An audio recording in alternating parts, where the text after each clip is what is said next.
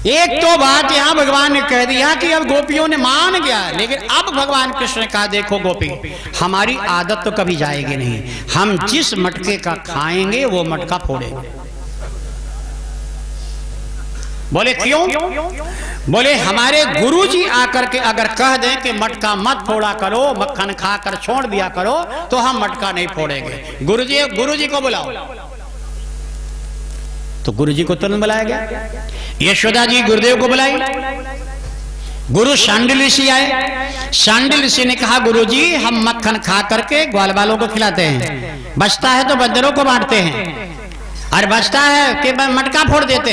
ये गोपियां कहती हैं मटका ना फोड़ो, और हम कहते हैं फोड़ेंगे। गुरुजी आप बताइए फोड़ना ठीक है कि नहीं? अब गुरुजी चक्कर में पड़ गए। अब गुरुजी कह दे ठीक है तो माने मटका वही फोड़वा रहे, और अगर कह दे कि नहीं फोड़ना चाहिए तो कृष्ण ब्रह्म है, ये भली भांति पता है।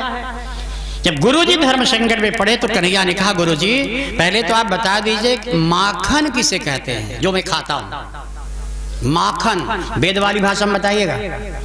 तब गुरुदेव ने कहा वेद में मक्खन कहते हैं कई जन्मों के किए हुए अच्छे कर्मों का जो फल है वही माखन है। मैंने जीवन में अच्छे कर्मों का जो फल है वो माखन है। कि कन्हैया ने कहा गोपियों देख लिया? देखा? अब ठीक है गुरुदेव, मैंने कई अच्छे कर्मों का फल मक्खन हो गया। अब गुरुजी बताइए वेद में मटका को क्या कहते हैं? बोले देखो पुराण में और ग्रंथों में तो अलग अलग है, लेकिन वेद में लिखा है कि घटाकाशम पटाकाशम मानवम घट में वही, मनुष्य स्वयं एक घट। ये मनुष्य का शरीर स्वयं में एक घड़ा है, मटका। भगवान ने कहा गुरुजी की बात सुन रहे हो सब कोई? शरीर मटका है। अब गुरुजी बताइए कि इस शरीर से, शरीर मटका है, शरीर से अच्छे कर्म जो करेंगे तो उसका जो फल है वो है माखन। और ये शरीर मटका है तो मतलब इस शरीर के भीतर जो अच्छे कर्म का फल वही तो मक्खन है। मैं उसको खाने के लिए जाता हूँ मटके में, और जब मटके में जाता हूँ और खा करके मुझे अच्छा लगता है, इसके अच्छे कर्मों का फल चख करके मुझे अच्छा लगता है, तो गुरुजी मेरा मन करता है ये मटका कभी तो कोई फोड़ेगा ही, हम फोड़ कर इसको वैकुंठ पहुंचा दें। अरे कभी तो फूटेगा ही मटका, अगर हम ही। अब आप बताओ कि यमराज आपका मटका फोड़े नरक जाएंगे ये अच्छा है, कि ब्रह्म स्वयं अपने हाथ से मटका फोड़कर वैकुंठ पहुंचाए ये अच्छा है? कृष्ण ने गुरुदेव से कहलवा दिया, गुरुदेव ने कह दिया जीवन सफल बना लो, मुक्ति चाहिए। बार बार घट के चक्कर में क्यों पड़ते हो? बार बार यमराज फोड़ता है तो बार बार इसी घड़े में आते रहते हो 84 लाख योनि में। एक बार भगवान से कहो मटका आप फोड़ दो तो आने जाने के चक्कर से छुटके। ये मटके फोड़ने की कथा है, तो मटका तो फोड़ना है। अब कहो भगवान से, लेकिन भगवान की एक आदत है क्या ऐसे थोड़ी फोड़ देंगे तुम्हारे कहने से। माखन खाएंगे तब फोड़ेंगे, तो मक्खन तैयार रखो आऊंगा। अच्छे कर्म करो, अच्छे कर्मों का फल संजो करके यहाँ पे रखो, जिंदगी भर करो, जिंदगी की आखिरी सांस में आऊंगा, तुम्हारा मटका खाऊंगा और तुम्हें ब्रह्मलोक पहुंचाऊंगा। यह मेरी लीला है। चेन्नाति भाण्डम भिनत्ति द्रव्यालाभे सगृह कुपितो। इतनी सुंदर सुंदर लीलाएं हैं। इन लीलाओं का वर्णन अगर किया जाए, मैं तो अगर भागवत जी का श्लोक पाठ करता हूं तो लगता है कि एक श्लोकों का अर्थ लगाते चलो आनंद में आनंद महिमा। और सच में अगर बताऊं कि यह श्रीमद् भागवत के ये श्लोक 7 दिन के लिए नहीं है। आजकल लोग 7 दिन में कथा करते हैं, ये कथा 7 दिन की नहीं है, ये कथा 7 दिन की है। 7 दिन माने जब तक जिंदगी में 7 दिन आते रहे तब तक ये कथा सुनते रहो। ये 7 दिन नहीं 7 दिन वाली कथा है। ये जो हम लोगों ने अपने चालाकी से इसको रविवार से शनिवार कर दिया। लेकिन सच तो यह है कि जिंदगी में जब तक सातों दिन आए तब तक सातों दिन सुनिए। प्रेम से बोलो भक्तवत्सल भगवान की। भगवान ने उखल लीला के माध्यम से पर्यावरण वृक्षों की सुरक्षा, यमलार्जुन का उद्धार करके लीला बताई। उखल बंधन के माध्यम से भगवान ने ब्रह्म की महत्ता को कितना सुंदर बताया। उखल बंधन सुने हैं कथा? उखल माने जानते हैं? ओखली। पुराने जमाने में उसको कहते जो हल मूसल, और अब उसको ओखली को कहते जो बड़ा सा रखा हो। एक थोड़ी सी कथा है, इसको देख लेते हैं। प्रेम से बोलो भक्तवत्सल भगवान की, कृष्ण कन्हैया लाल की। अब थोड़ी सी कथा को प्रेम से आगे बढ़ेंगे। अब उखल लीला में केवल इतना है, एक दिन यशोदा जी बड़े मटके में दही मथ रही थी, और दही मथने की सोच अलग थी। मैं सोच बता रहा हूं। तो कन्हैया बगल में था छोटा सा। नंद बाबा ने कहा, यशोदा आज तुम सारी ये नौकरानियां कहाँ हैं, काशी कहाँ हैं? तो कहते हैं एक बार की बात है, एक ही बार की घटना है। एकदा गृहदासीषु, घर की दासियां। एकदा गृहदासीषु यशोदानंद गेहिनी। एक बार की बात है, यशोदा ने घर की सारी नौकरानियों को छुट्टी कर दी। कर्मांतर नियुक्ताशु, छुट्टी का मतलब नौकरी से नहीं निकाला। दही मथने वाली जो हजारों गोपियां थी, वो सबको दही मथने के काम से दूसरे काम में लगा दिया। कर्मांतर नियुक्ताशु। और इसके बाद निर्ममंथ स्वयं दधी, अपने खुद दही मथने लगे। नंद जी ने आकर के पूछा, यशोदा ये नौकरानियां कहां गई और तुम स्वयं दही? बोले स्वामी सब चीज आप ही थोड़ी जानते हो, हमने गुरुजी से एक उपाय पूछा है, कन्हैया चोरी बंद कर दे, इसके लिए गुरुजी ने एक उपाय बताया है। बोले क्या? बोले गुरुजी ने कहा, यशोदा अगर चाहती हो कान्हा चोरी न करे तो जो ये मक्खन खाए तुम अपने हाथों से मथ कर खिलाओ, जो ये कपड़ा पहने अपने हाथों से सिलकर पहनाओ, जिस आंगन में ये खेले उस आंगन में झाड़ू स्वयं लगाओ, पोंछा स्वयं लगाओ। यशोदा कृष्ण के लिए सारा काम तुम करो, बाकी काम नौकर भले कर लें, तो तेरा कृष्ण तेरी हर बात मानेगा। ऐसे करना चाहिए। कितने भी बड़े बन जाइए, लेकिन ठाकुर जी का बर्तन तो खुद साफ करो, प्रभु को कपड़े तो स्वयं पहनाओ, सब काम नौकरों से करो। यही भागवत है। इसलिए यशोदा ने कहा, आज मैं स्वयं दही मथ रही हूं, आज कान्हा को अपने मथी दे। अब मथी रही थी, कन्हैया सुन रहा था। कन्हैया ऐसे आ गया, प्रभु चलने लगे, आ गए और आकर के मथानी पकड़ लिया। वो दही मथने के लिए पहले तो बड़ा लंबा होता था, तो छोटा छोटा, अब तो मशीनें आ गई, बटन दबाओ खड़खड़ करके सारा मक्खन निकल जाता है। हाँ, ये मशीनों ने बड़ा घाटा किया है, मशीनों ने बड़ा घाटा किया है, ये आप जान लीजिए।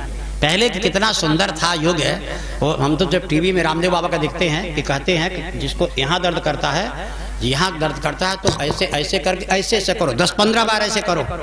तो हम कहते हैं कि ये तो पहले घर का मालिक लकड़ी फाड़ता था कुल्हाड़ी लेकर के, तो अपने आप ही करता था, सब ठीक रहता था। बताते हैं कि जिस लेडीजों को जो है तो यहाँ पर ज़्यादा दर्द होता है या चेस्ट कैंसर की संभावनाएं हैं, तो बारी बारी से दोनों एक हाथ को पहले 15-20 बार ऐसे करो, फिर ऐसे करो। हमने कहा ये तो माताएं पहले से सक्रिय ऐसे करती थी, कोई रोग नहीं होता था। कहते हैं मन में घबराहट अगर ज्यादा होती है तो ऐसे खड़े हो जाओ, 5-7 बार ऐसे ऐसे करो, ऐसे जगह। तो कुएं से बाल्टी तो पहले खींचते थे हम लोग, पहले जीवन ही योग था, और आज ये सुख सुविधाएं जितनी आ गई, ये सब क्या हो गया? कहते हैं भाग्य अगर बदलना हो तो दोनों हाथों से रस्सी पकड़ करके मथानी को ऐसे ऐसे ऐसे बार-बार करो, भाग्य बदलेगा। यशोदा जी की मथानी जाकर के पकड़ लिया कन्हैया ने, और पकड़ करके कहता है कि माता क्या कर रही हो? बोले कान्हा तेरे लिए। बोले हमको इतना मानती हो? बोले हाँ। बोले मैया हमसे भी ज्यादा किसी को मानती हो? बोले हम परीक्षा ले लें, यशोदा ने सुना, कहा पागल कहीं की, माँ की परीक्षा लेगा, ले ले। बोले ले ले।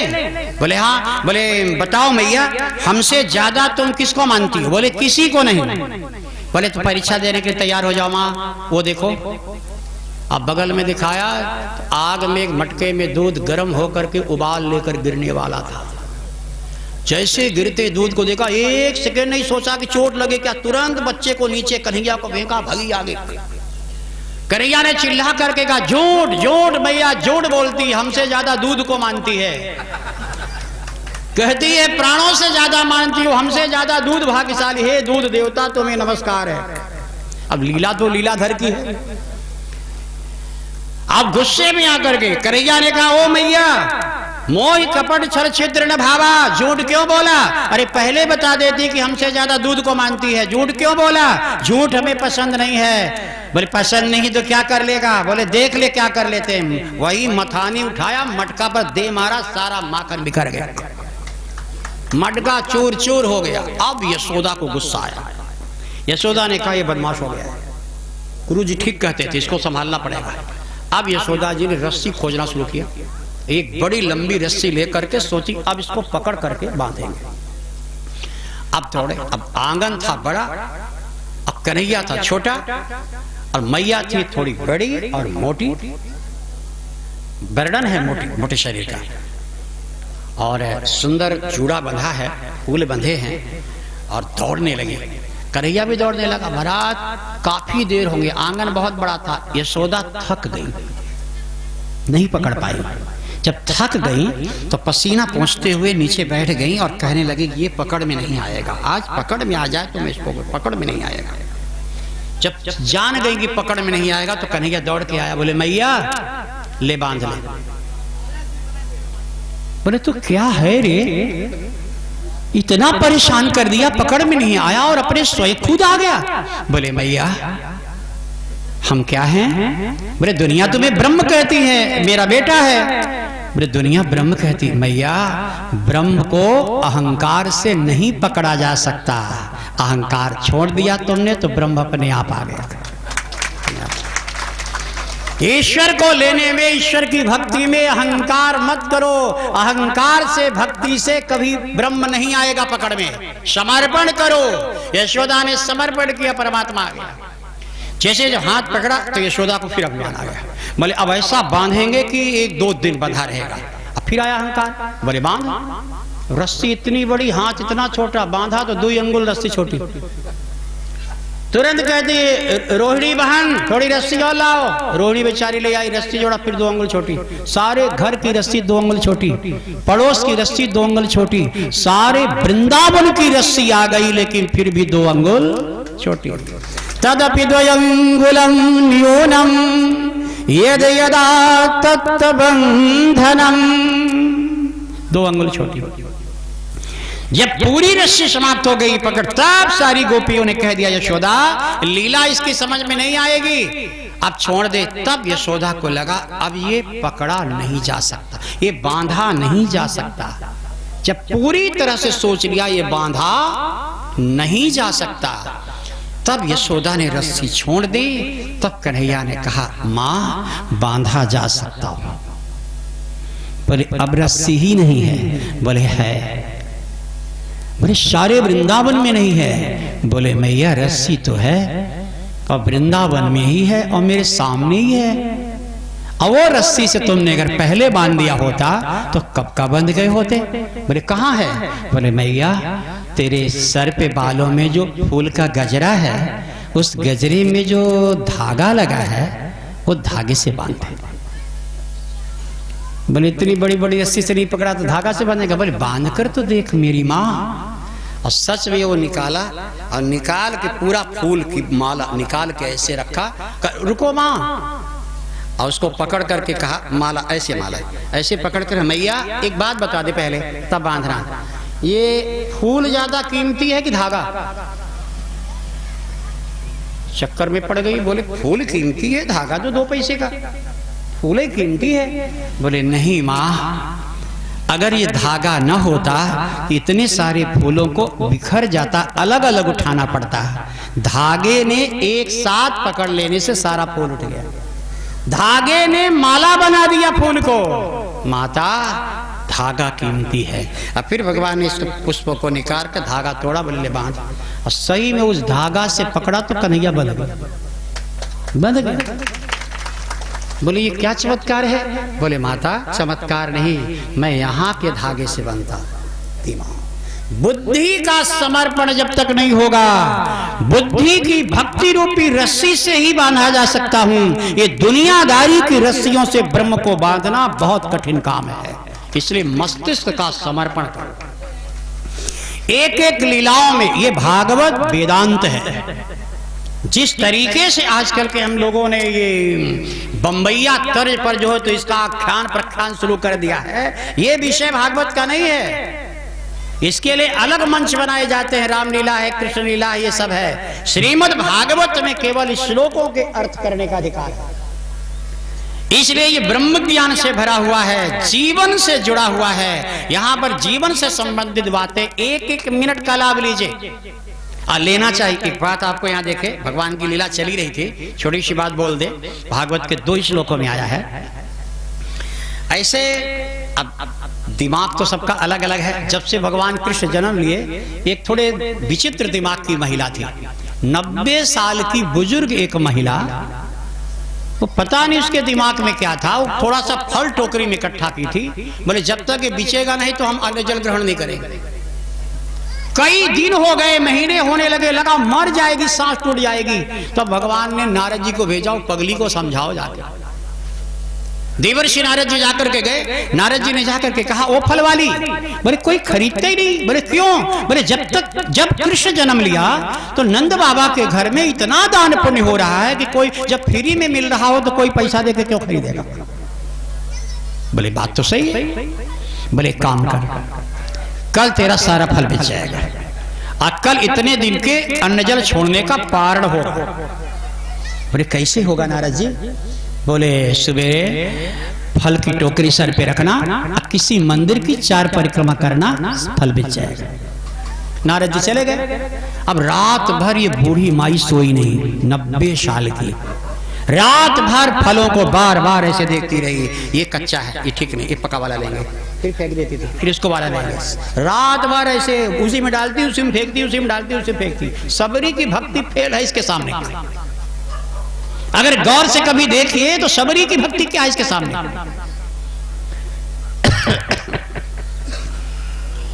महाराज जैसे ही रात भर बीता, जब भोर हुई तो कल अब जो हो गया सो हो गया, जो कच्चा पक्का होगा। तो रात भर में कई बार कच्चा पक्का की। जब भोर में फाइनल होने लगा तो सारा कच्चा वाला उधर कर लिया, पका वाला अलग कर दिया। अब गड़बड़ा करके कि अब देरी हो रही है, ज्यादा इस चक्कर में रहे तो गड़बड़ा जाएगा, उठा के चल दी कच्चा। और सोची अब नारद जी ने ये तो बताया नहीं कि किस मंदिर की परिक्रमा करना है। मंदिर तो बहुत है वृंदावन में, इस चक्कर में पड़ गई। अब नारद जी इतनी जल्दी फिर मिलने वाले नहीं है। तो उसने दिमाग लगाया कि जब से नंद का छोरा जन्म लिया है, सारे बड़े बड़े महात्मा कहते हैं भगवान है। तो अगर वो भगवान है तो फिर उसका घर मंदिर है, तो हम नंद के घर की परिक्रमा कर लेते हैं, जो होगा सो देखा जाएगा। आगे भोर था, अभी एकदम उषा काल था, थोड़ा थोड़ा लोग एक दूसरे को देख रहे थे। और धीरे से परिक्रमा शुरू करती है और एकदम बोलने लगी। परिक्रमा भी कर रही है और बोलने लगती है। नारद जी ने तो कहा था कि कृष्ण भगवान का नाम लेकर के बोलना, कृष्णाय वयम नमः, इस मंत्र का बोलते हुए 4 परिक्रमा करना। एक परिक्रमा तो वो कृष्णाय वयम नमः कहती है, लेकिन भूल गया मंत्र और उसके मुंह से अचानक ही निकलने लगा कि कोई फल खरीद लो। अब जो असली बात है वो निकल गई। परमात्मा तो नकली नहीं, असली है, जानना चाहता है। अब वो मंत्र हो, चाहे हिंदी हो, चाहे देहाती भाषा हो। परिक्रमा करती जा रही है और कहती जा रही, क्रीणी भो फलानीति, कोई फल खरीद लो, श्रुत्वा सत्वरमच्युतः। जब एक परिक्रमा कर चुकी तो जैसे ही दूसरी परिक्रमा उसने शुरू किया, भोर था, और यशोदा जी की गोदी से धीरे से निकलकर कन्हैया दरवाजे आ गए और आंचल पकड़ के कहा, ओ दो। तो कहती है, खुश तो इतनी ज्यादा होगी कि बाहर नारद जी, एक ही में आ गया इस घर का मालिक। वर्तमान मालिक भले न आया, लेकिन भविष्य का मालिक आ गया है, और जिसका भविष्य ठीक है उसका वर्तमान भी ठीक हो जाएगा। भविष्य का मालिक मेरे ठाकुर जी हैं, वर्तमान के मालिक आप लोग भले बन जाइए अपने घर के, भविष्य का मालिक मेरे श्याम सुंदर है। बड़ी खुश हो गई, लेकिन वो कहती है कि 4 तो पूरी कर लें। तो जब दूसरी बोले नहीं नहीं रुको, बोले कान्हा 4 करना है। बोले 4 पूरा, बूढ़ी हो माई तुम्हें याद नहीं। अरे बोले इतना भी पागल ना बनाओ, बूढ़ी हूं लेकिन इतनी भी कमजोर बुद्धि नहीं, अभी एक ही हुआ है। बोले हम कहते हैं ना, हम कह देंगे तो 1 से भी 4 हो जाएगा। तो फलवाली हंसने लगी, कह रही कि तुम्हारे कहने से एक को 4 मान लेंगे। बोले हाँ। बोले 1 परिक्रमा को 4 परिक्रमा मान लोगे? बोले फलवाली अगर हम चाह ले ना तो 1 परिक्रमा को हम 84 लाख परिक्रमा बनाकर मुक्त कर देंगे। हम 84 लाख परिक्रमा से छुटकारा तुम्हें दिला देंगे, आना जाना चक्कर खत्म हो जाएगा। इतनी खुश हो गई, इतनी खुश कि कही अच्छा ठीक है, लेकिन एक बात है लाला, हमारी एक आदत है, हम ऐसे तो तुम्हें दे नहीं सकते। मेरी आज तक की आदत है कि कुछ ले करके ही देते हैं। तो कन्हैया ने कहा कि तो हमारी जाति वाली हो गया।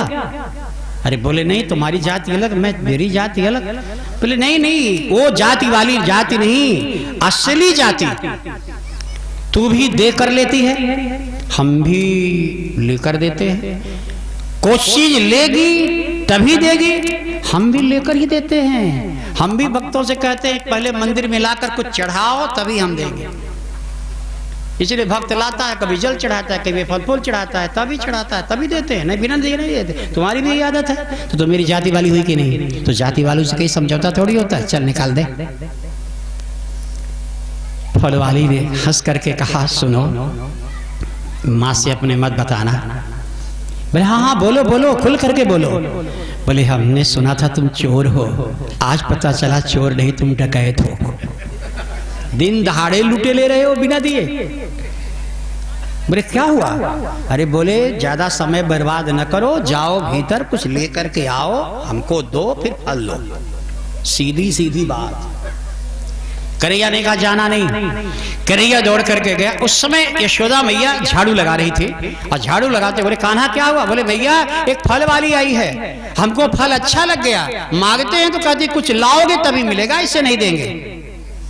यशोदा ने झाड़ू फेंका, कमर बांधा, कहा किसकी हिम्मत इस वृंदावन में हो गई जो मेरे कन्हैया से सवाल जवाब करेगा? आज तक तो वृंदावन में ऐसा कोई नहीं हुआ। मेरा कान्हा जिसकी बटकी का मक्खन चाहा मिल गया, ये कौन आ गई? गुस्से में आकर दरवाजे की तरफ चली। कन्हैया ने पैर पकड़ लिया, बोले माँ गरीब है, गरीब को कुछ दे दोगी तो क्या बिगड़ जाएगा? भैया गरीब है, देखने से बहुत गरीब लगती है। जब कन्हैया ने ऐसा कहा तो मैया ने हंस के कहा गरीब है तो वो रखा है, चावल रखा, ले जा दे रखा, बोल दिया और फिर झाड़ू लगा लिया। मेरे कान्हा कब किसको राई पर्वत पर्वत राई करें, कब हंसी कर दें, कब गुस्से में कर दें, उनकी लीला का अंग है। लेकर के यूं चले, और जब चले तो अब बाल लीला भीतर से थोड़ा सा छेदा, तो जब तक पहुंचे तो सब ऐसे लाइन से गिरा, जा करके कहते हैं लो और दो। फलवाली ने कहा दिखता है आंख में, क्या लाए हो? बोले चावल। चावल लो।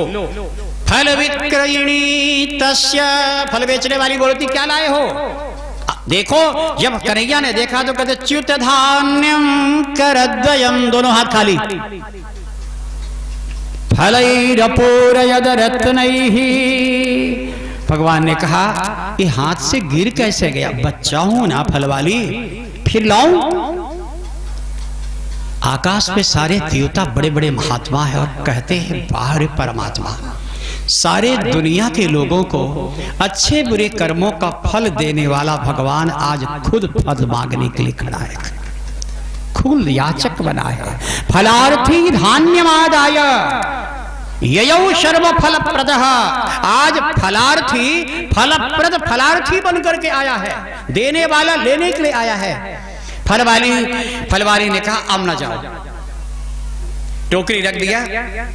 बोले अब नहीं लोगी? बोले दिल पहली बार आज बोला है, महीनों की भूखी हूं, लूंगी तभी, लेकिन आज मेरा दिल भर आया। कान्हा सच में तुम आनंद की मूर्ति हो। 90 साल की बूढ़ी बोल रही है, जरा सुनिएगा। कहती सच में तुम आनंद की मूर्ति हो।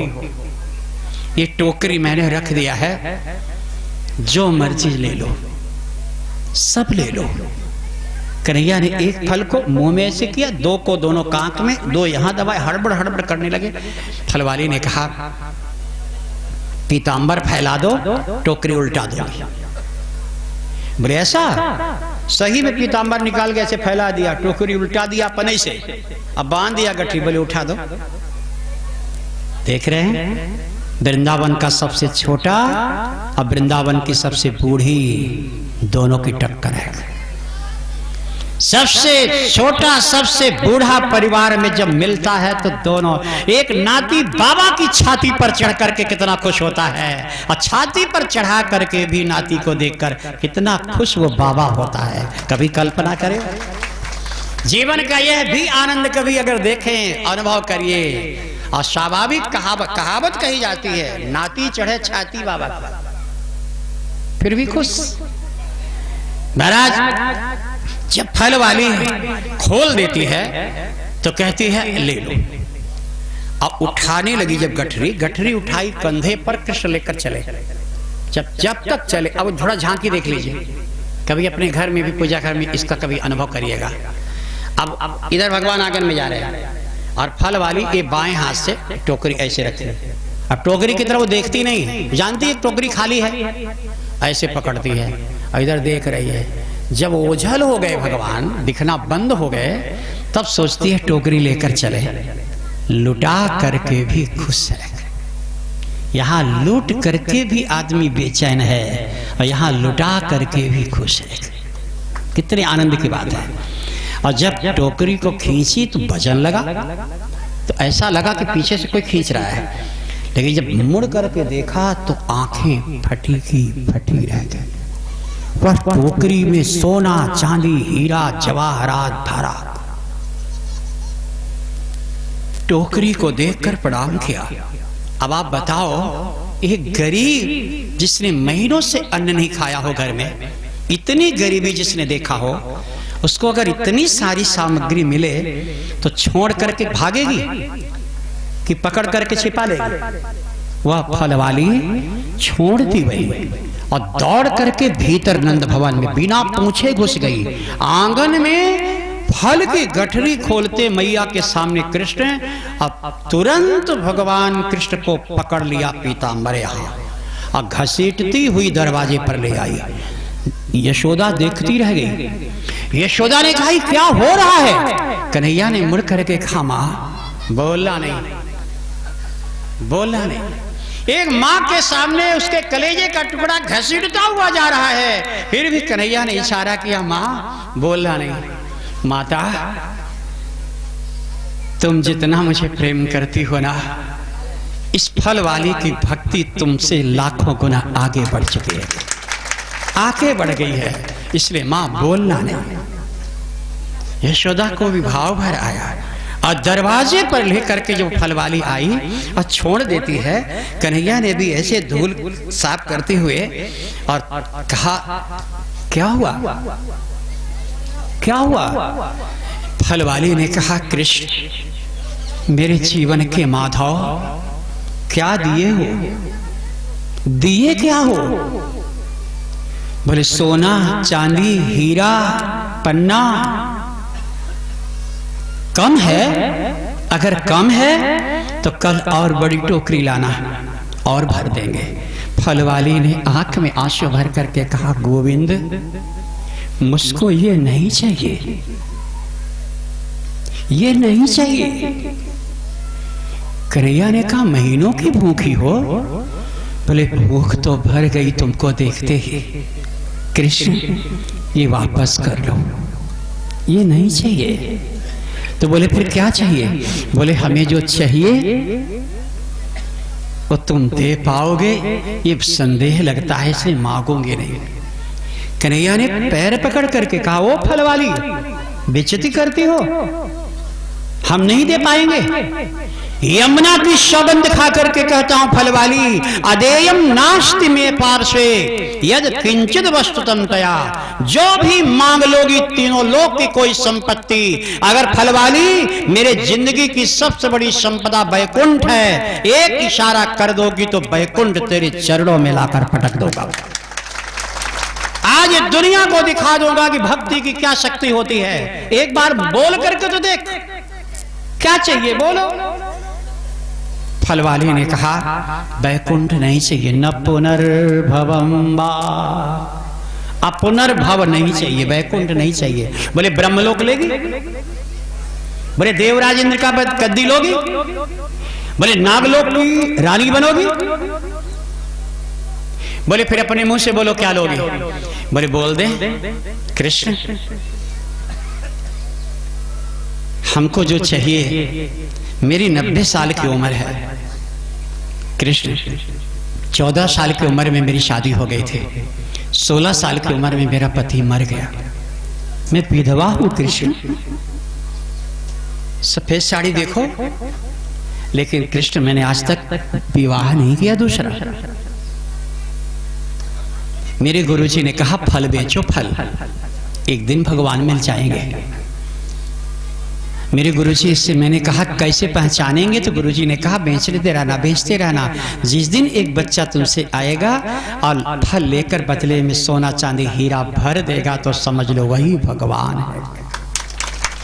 कृष्ण आप भगवान हो ना, आज मेरे मनोरथ पूरे हो गए, आज ब्रह्म मेरे आंखों के सामने खड़ा है। बोले बोलो क्या चाहिए? बोले इसीलिए तो चाहिए, मन की इच्छा पूरी तो भगवान ही कर सकते हैं। कृष्ण 90 साल की उम्र है, विधवा हूं। कृष्ण एक बात कहूं, जब फल लेकर के मैं बेचने के लिए चलती थी तो लोग मुझे देखकर दरवाजा बंद कर लेते थे। बोले क्यों? रोने लगी। बोले कृष्ण लोग जब देखते थे तो दरवाजे बंद करते थे और कहते थे बांझ आ रही है, निपुत्री आ रही है, जो देखेगा सवेरे तो उसका दिन बेकार हो जाएगा। लोगों ने बहुत निपुत्री कहा है, बहुत बांझ कहा है। कृष्ण जब आप मिल ही गए हो तो दुनिया का सामान क्या मांगे? कृष्ण अगर हो सके तो हमको इसी जन्म में एक बेटा दे दो, एक बेटा दे दो, हमको मां बना दो कृष्ण। मैं मां बनकर मरना चाहती हूँ, मैं निपुत्री होकर के मरना नहीं चाहती हूँ, मुझको एक पुत्र दे दो श्याम। कृष्ण भावुक हो गए। ब्रह्मा ने देख करके सृष्टि बंद कर दी। कृष्ण ने कहा बहुत भोली हूं, पति है नहीं, उम्र 90 साल की और इसी जन्म में बेटा चाहिए। एक काम करो, हम वचन देते हैं अगले जन्म में तुम्हारा बेटा बनकर आऊंगा, अगले जन्म में मान लो। बोले नहीं कृष्ण हमको इसी जन्म में चाहिए, और इसी जन्म में भी ये जिंदगी का कोई भरोसा नहीं कब सांस टूट जाए, हमको अभी तुरंत चाहिए, अभी तुरंत। कन्हैया ने कहा बहुत भोली हो, इतनी जल्दी कहीं बेटा होगा? बिना पति का जीवन साथी का कहीं बेटा होगा? तो ऐसे भाव में भर गई वो, कहती कृष्ण होता तो नहीं है, बिना पति के बेटा नहीं होता, और तुरंत नहीं होता, टाइम लगता है, लेकिन कृष्ण तुम चाहो तो बिना पति का भी बेटा हो सकता है, तुम चाहो तो तुरंत भी बेटा हो सकता है, तुम चाह लो तो क्या नहीं हो सकता है कृष्ण। बोले दुनिया के किसी ग्रंथ में पुस्तक में लिखा है कि बिना पति का बेटा हो जाए? बोले हाँ। बोले वो बताओ, अगर लिखा है किसी ग्रंथ में शास्त्र में तो मैं बिना पति का और तुरंत बेटा दूंगा। फलवाली कहती है कृष्ण एक मां जब पुत्र पैदा करती है तो कितनी खुश होती है, एक माँ 100 बार धरती में जन्म ले और हर जन्म में वो माँ बने, 100 बार माँ बनने वाली, 100 बार जन्म में माँ बनने वाली एक स्त्री को जो सुख मिलता है कृष्ण, उससे भी ज्यादा सुख मुझे मिल जाएगा अगर एक बार, सिर्फ एक बार कृष्ण मुझे मैया कहकर मेरी गोद में आकर बैठ जाओ। एक बार, केवल एक बार मुझे मैया कहकर मेरी गोद में बैठ जाओ श्याम, मैं दुनिया को बता दूं कि ये मेरा कृष्ण मेरा बेटा है। अरे बता दूं दुनिया को कि देख लो आज मैं निपुत्री नहीं हूं, मुझे भी मैया कहने वाला मेरी गोद में बैठा है। अरे देख लो मुझे निपुत्री कहने वालों, तेरा बेटा एक दिन मरेगा लेकिन मेरा ये बेटा जब तक सूरज चांद रहेगा तब तक नहीं। एक बार मैया कह दो श्याम। महाराज सारी सृष्टि स्तब्ध हो गई, कृष्ण थर-थर कांपने लगे और कन्हैया ने आंख बंद कर बस एक बात मुंह से निकली, वाह मैंने तो सोचा था कि वृंदावन में एक ही यशोदा होगी, आज पता चला यहाँ तो यशोदा ही यशोदा है, यशोदा ही यशोदा है। आखिर में फिर भगवान कैसे रुक पाते, फल गिरने लगा। अब फिर आगे की बात आप सुनेंगे, वन्य सृजे, आगे की बात सुने के महाराज धन्य भक्ति हो जाती है, भक्ति की शक्ति पता चलती है। कृष्ण कन्हैया मैया मैया कह करके फल वाले की गोद में जाकर बैठ गया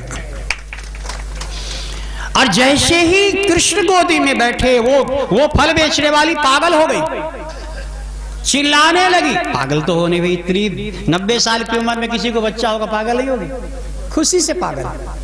ब्रह्म जिसका संतान बन करके आया वो पागल नहीं होगी, खुशी से पागल। चिल्ला करके कहने लगी देखो मेरा बेटा देखो देखो मेरा बेटा, ओ मुझे निपुत्री कहने वालों देख लो आज मेरा बेटा, आज के बाद मुझे निपुत्री मत कहना, मुझे बांझ मत कहना। भीड़ लग गई, तो भीड़ लग गई तो अचानक उसके मन में क्या आया, अचानक वो कहती है तुम लोग क्या सोचते हो ये मेरा बनावटी बेटा है, प्रमाण चाहिए बेटा का। तुम लोग सोचते हो इतनी जल्दी हमने बेटा कैसे पैदा कर लिया, ए दुनिया वालों बेटा का प्रमाण चाहिए, ये मेरा ही बेटा है, इसका प्रमाण लोगे। और चिल्ला कर 21 बार चिल्ला के कहती लो प्रमाण लो प्रमाण लो प्रमाण लो प्रमाण लो प्रमाण लो प्रमाण, 21 बार कहती है। और इसमें क्या हुआ, कृष्ण बैठे हैं गोदी में, उस 90 साल की बूढ़ी फल वाली के दोनों स्तनों से दूध की धारा चल पड़ी। इससे बड़ा मां का प्रमाण दुनिया में कोई क्या दे सकता है, जरा कल्पना करो आप। परमात्मा को ये दृश्य देख करके उस बूढ़ी मां के चरणों में ब्रह्मा भी प्रणाम कर लिया। ब्रह्मा ने भी कहा दुनिया में बहुत बच्चे मैंने सृष्टि में पैदा किए, एक बूढ़ी मां बिना जीवन साथी के भी तो ऐसा बच्चा पैदा कर सकती है, आज मैंने पहली बार देखा है और साकार कर दिया। और उस समय बैठे भगवान गोदी में इतना दूध निकला कि दूध से स्नान कर गए, दूध से दुग्ध को अपने स्तनों के दूध से अभिषेक कर दिया। और उसके बाद आंख से दूध तो यहां से निकला, पूरा नहा गए, फिर आंख से इतना प्रेम के आंसू निकले तो सारा दूध भी आंसुओं से धुल गया, पवित्र जल। और कृष्ण ऐसे बैठे और भगवान कहते हैं फलवाली कहीं देखा है तुमको मैंने। फलवाली भी कहती हमने भी कहीं देखा है। बोले कहां, मैं तो बहुत छोटा हूं। फलवाले ने कहा लगता है किसी दूसरे जन्म में देखा है। कन्हैया ने कहा हमको भी लगता है किसी दूसरे जन्म में देखा है। तब दोनों ने जब बार बार कहा तब फलवाली ने कहा याद आया। कहा, बोले एक जन्म था मेरा, हमको गुरुजी ने बहुत डांटा था, हम उसी का प्रायश्चित करने के लिए आए हैं इस दुनिया में। बोले कौन थे तुम्हारे गुरु? बोले बहुत बड़े थे, हमारे गुरुजी ने बहुत डांटा। जब मैंने कहा राम जी आए थे, मैंने कहा मैंने चेक करके फल खिलाया, गुरुजी ने कहा झूठा फल खिलाया, जा नवधा भक्ति प्राप्त करने के बाद भी मेरे ब्रह्म को तुमने झूठा खिलाया है, तो अब जब तक तुम सच्चा फल नहीं खिलाओगी तब तक वैकुंठ नहीं आओगी। मैं वही सबरी फल वाली बन करके आई हूं। कृष्ण आज झूठा नहीं खिला रही, आज ये झूठा फल मेरा नहीं है आजकल। तब कृष्ण ने कहा ओ समझ आया, रामावतार में हमारी तुम्हारी भेंट हुई थी। मारे लीला अगर इतनी मधुर हो महाराज कि जन्म जन्मांतर के भी जो है तो दृश्य सामने उपस्थित होने लगते हैं। इसके बाद ब्रह्मा ने परीक्षा लिया, ब्रह्मस्तुति दिव्य होती है। फिर काली नाग को नाद करके भगवान ने यमुना के जल को भी पवित्र किया। और इसके बाद दिव्य सुंदर हेमंत ऋतु में पहले महीने में अगहन महीने में गोपियों के चीर हरण की लीला को दिखा करके ब्रह्म जीव के मिलन की घटना को साकार किया। गोवर्धन की कथा, रास लीला से पहले गोवर्धन जी की कथा है भागवत जी में। रास लीला के पहले समय कब निकल गया 12 से 4:15 मैंने ध्यान ही नहीं दिया। ऐसे होता है। एक व्यक्ति हमसे आज बोल रहा था, आज नहीं कल बोल रहा था, महाराज एक बात कहें, आप बुरा तो नहीं मानोगे? हमने कहा बुरा मानने वाली तो मत बोलो। बोले नहीं। हमने कहा बोलो। कहा महाराज आपकी कथा जम गई। हमने कहा जम गई, ये तो बड़ा अनर्थ हुआ। तो बड़ा चकित हो गया। कहा क्यों? वो तो सोचा कि कहेंगे तो महाराज बड़े खुश हो जाएंगे। तो हमने कहा जम गई। बोले हाँ। अरे हमने कहा पानी जमेगा तो बर्फ बनेगा, बर्फ जमेगा तो पत्थर बनेगा, पत्थर जमेगा तो लोहा बनेगा, उस लोहे से टकराएगा कोई तो गिर के सर फाड़ जाएगा। ये जमने जमाने वाला काम मैं नहीं कभी पसंद करता। ये जमाना जमने का नहीं है। अरे जो जमा ही है उसके चक्कर में क्या पड़ते हो? इस समय तो हर व्यक्ति का दिल खुद ही पत्थर जैसा जमा है। जरूरत जमने का नहीं है, कथा सुनकर जरूरत इससे कठोर पत्थर दिल हृदय को पिघलाने का है। पिघलो और पिघलाओ, जमने और जमाने का। लेकिन मैं आज अनुभव कर रहा हूं 12 से लेकर के 4:15 4:30 बजने जा रहा है और हम देख रहे हैं कि जमे हम नहीं है, जम आप लोग गए। इसलिए ये मत कहिए कि जम गए। हम जमने वाली कथा नहीं करते, हम पिघलने वाली। अगर मान लो हम जम गए तो कथा मेरी जम गई तो हम भी जम गए, और हम भी जमे तो आप भी जम गए। अगर 2-4 महीना के लिए सब लोग यहाँ जमी जाए तो घर द्वार का क्या होगा? का हाल होगा घर परिवार का। इसलिए जमने जमाने वाला काम मुझे पसंद नहीं। पिघलो, ऐसा पिघलो कि पिघल करके कथा इसी नदी नालों से होते हुए गंगा में मिलकर गंगा सागर में जाकर अथाह समुद्र में मिल जाए।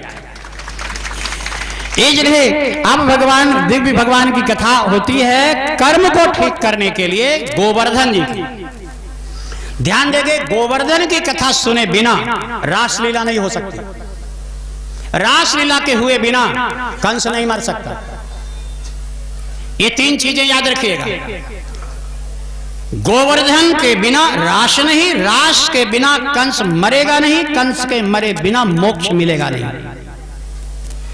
तो गोवर्धन मैं बहुत धीरे से बताऊंगा, समय कम है लेकिन फिर भी बहुत धीरे की लाइन में चला रहा हूं कि पैठ दिमाग में बैठ जाए।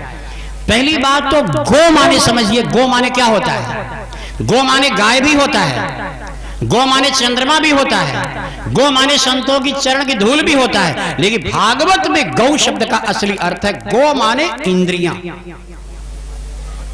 इंद्रियां जैसे हम कहते हैं गोपी, तो कितने लोग समझ जाते हैं गोपी मारे वृंदावन की छोरी, वहां की लड़की। यही तो गलत है।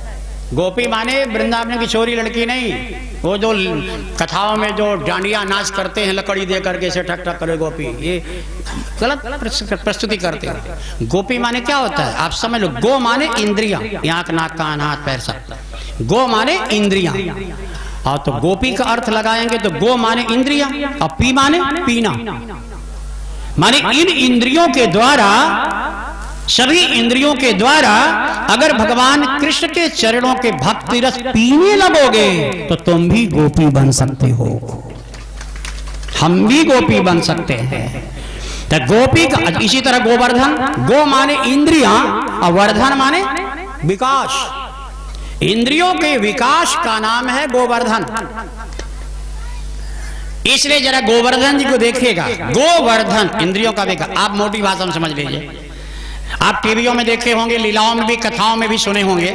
मैं वही चीजें थोड़े 2 मिनट में समझा रहा हूं कि जब गोवर्धन पूजा नहीं शुरू हुई थी तो किसकी पूजा होती थी? जोर से बोलिए। इंद्र की। तो इंद्र की और गोवर्धन दोनों में विशेषता क्या है? ब्रज की गोपियां कहती हैं कि इंद्र स्वयं आके भोग लगा लेते थे, लेकिन गोवर्धन भोग नहीं लगाया। गोवर्धन माने पहाड़, पत्थर। तो ऐसे समझिए, इंद्र की पूजा बंद करके भगवान ने गोवर्धन की पूजा करवाई, पत्थर की पूजा।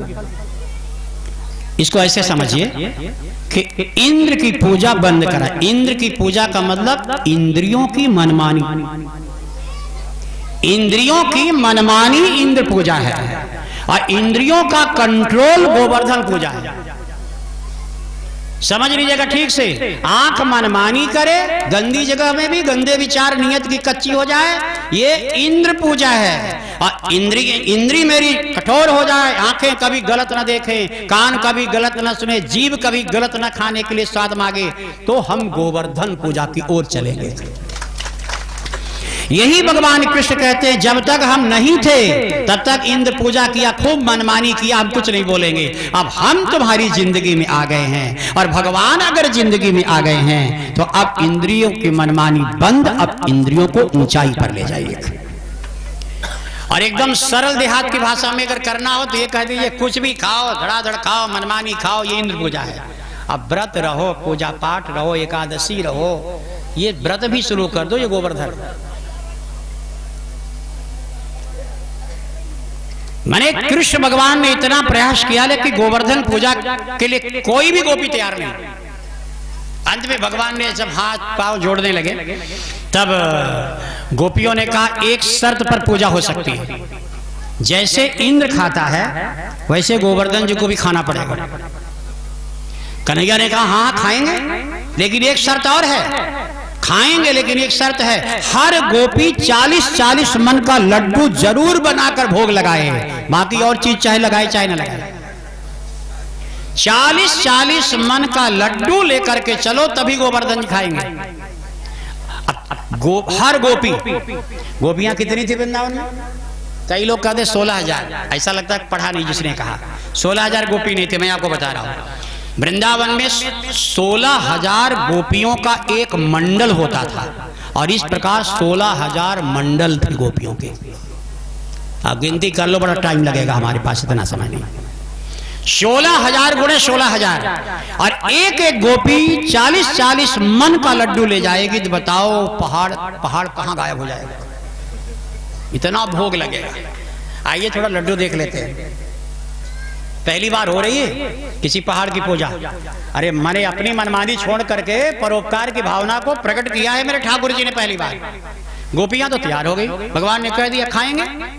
तो बलराम जी ने कहा, सुनो, ज्यादा नटखटी माखन चोरी वाली यह कथा मत करो, पथरा कभी खाता नहीं है, गोवर्धन जी खाएंगे। बोले, दाऊ भैया तैयार तो होने दो, खाएगा कि नहीं खाएगा बाद में देखेंगे, झंडे के नीचे तो पहले आने दो। इसलिए धर्म करने वाले को रोको मत, टिप्पणी मत करो, गलत कर रहे हो, ऐसा कर रहे हो, वैसा कर रहे हो, वैसा करो, झंडे में तो आने दो, फिर समझा लेना।